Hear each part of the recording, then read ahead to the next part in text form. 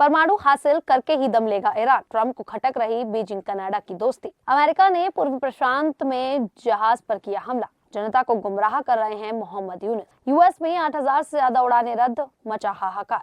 नमस्कार, मेरा नाम है शालिनी और आप देख रहे हैं द न्यूज़ 15। स्वागत है आपका हमारे खास प्रोग्राम दुनिया के हालचाल में। चलिए नजर डालते हैं बड़ी खबरों पर विस्तार से। अमेरिका और ईरान के बीच तनाव लगातार बढ़ रहा है। हाल ही में ईरान में सरकार के खिलाफ बड़े विरोध प्रदर्शन हुए, जिनमें कई लोगों की मौत हुई और हजारों लोगों को हिरासत में लिया गया। इन मौतों को लेकर अमेरिका ने ईरान को चेतावनी दी, जिसके बाद दोनों देशों के रिश्ते और खराब हो गए। इसी बीच अमेरिका के रक्षा मंत्रालय के एक दस्तावेज में कहा गया है कि अगर ईरान पर सैन्य हमला भी होता है, तब भी वह परमाणु हथियार हासिल करने की कोशिश जारी रख सकता है।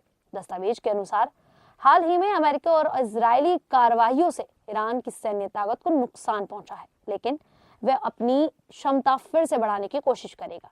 इसमें यह भी कहा गया है कि ईरान के सहयोगी गुट भी अपनी ताकत दोबारा बनाने की कोशिश कर सकते हैं।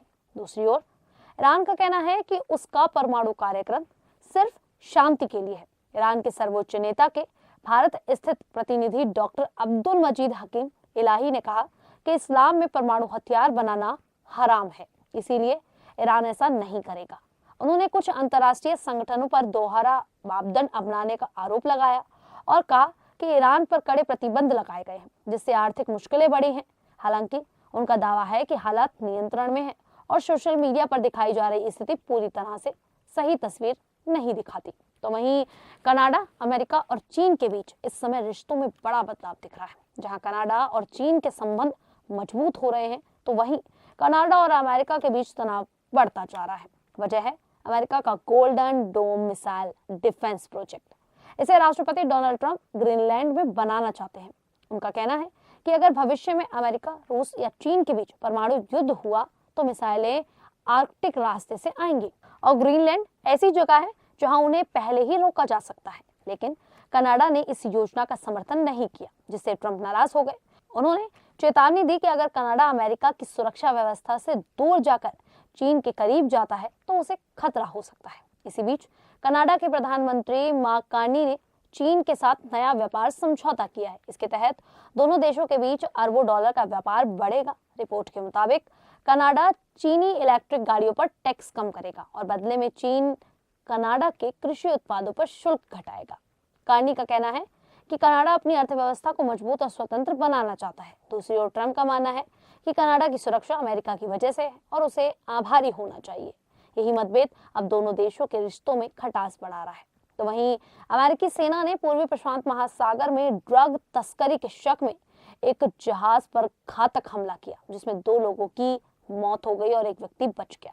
यूएस साउदर्न कमांड के अनुसार ये जहाज नार्को ट्रैफिकिंग यानी नशीले पदार्थों की तस्करी में शामिल था। हमले के बाद कोस्ट गार्ड को बचे व्यक्ति को खोजने भेजा गया। इस कार्रवाई को वेनेजुएला से जुड़े बड़े अमेरिकी अभियान का हिस्सा बताया जा रहा है। अमेरिका का दावा है कि वह समुद्री रास्तों से ड्रग तस्करी रोकने के लिए सख्त कदम उठा रहा है। यह घटनाक्रम वेनेजुएला के राष्ट्रपति निकोलस मादुरो की गिरफ्तारी के बाद हुआ। अमेरिका ने उन्हें ड्रग तस्करी के आरोपों में पकड़ा और न्यूयॉर्क ले जाया गया।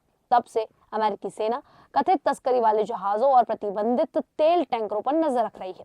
रिपोर्ट के अनुसार हाल के महीनों में ऐसे कई हमले हुए हैं। राष्ट्रपति डोनाल्ड ट्रंप का कहना है कि इन कार्रवाइयों से ड्रग तस्करी के समुद्री रास्ते पर काफी रोक लगी है। हालांकि अंतर्राष्ट्रीय स्तर पर इन ऑपरेशनों की आलोचना भी लगातार हो रही है। तो वहीं बांग्लादेश की अवामी लीग ने मोहम्मद यूनुस की अंतरिम सरकार पर आरोप लगाया है कि वह बिना सही अधिकार के जनमत संग्रह कराने की कोशिश कर रही है।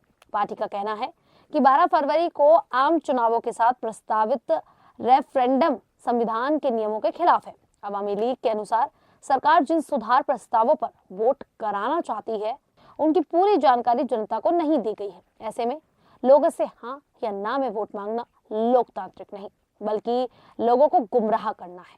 पार्टी का कहना है कि संविधान के अनुसार सारी ताकत जनता से आती है, इसीलिए जनता को पूरी जानकारी मिलनी चाहिए। अवामी लीग ने यह भी आरोप लगाया कि मौजूदा अंतरिम सरकार के पास जनादेश नहीं है, फिर भी वह देश का भविष्य तय करने की कोशिश कर रही है। पार्टी का दावा है कि यह कदम पारदर्शिता, सूचना के अधिकार और लोकतांत्रिक प्रक्रिया के खिलाफ है और इससे लोगों के संवैधानिक अधिकार कमजोर हो रहे हैं। तो वहीं अमेरिका में भीषण सर्दी और बड़े तूफान के खतरे को देखते हुए हजारों उड़ानें रद्द कर दी गई हैं। रिपोर्ट के अनुसार सप्ताहांत में 8,000 से ज्यादा फ्लाइट्स कैंसिल हुई, जिससे यात्रियों को भारी परेशानी का सामना करना पड़ रहा है। मौसम विभाग ने चेतावनी दी है कि देश में 40 से ज्यादा राज्यों में तापमान -40 डिग्री तक गिर सकता है।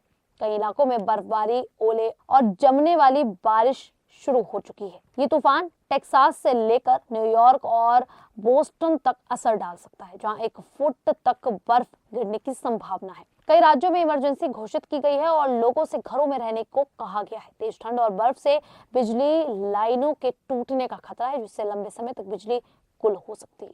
मिडवेस्ट में ठंडी हवाएं इतनी तेज हैं कि कुछ ही मिनटों में फ्रॉस्ट वाइट हो सकता है। स्कूल, कार्यक्रम और सार्वजनिक आयोजन रद्द किए जा रहे हैं।